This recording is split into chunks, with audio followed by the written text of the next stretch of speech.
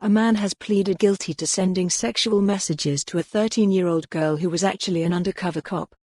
Kenneth Martin, 43, admitted attempting to communicate with a child for the purposes of obtaining sexual gratification or of humiliating, distressing or alarming a person who he believed to be a child. The offence took place between November 19 and 30, 2018 from Martin's home in Bearsden.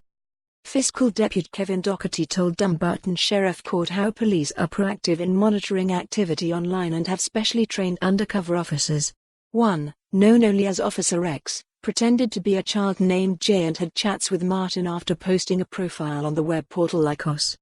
At 12:57 a.m. on November 19, the cop went online and was contacted by a user named cocabloc. It was flirtatious from the outset despite the officer identifying themselves as 13.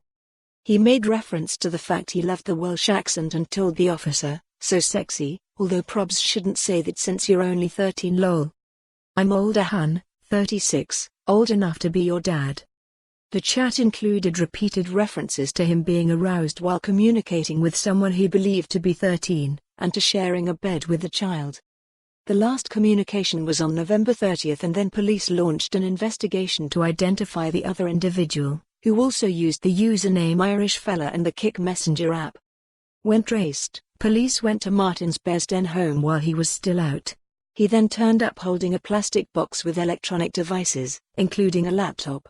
That was later analyzed and the chats found with the two usernames. Martin spoke freely and admitted he was the person who had been engaging in chat, the court heard. Mr. Doherty added, he did appear to admit he had engaged in conversation with a 13-year-old.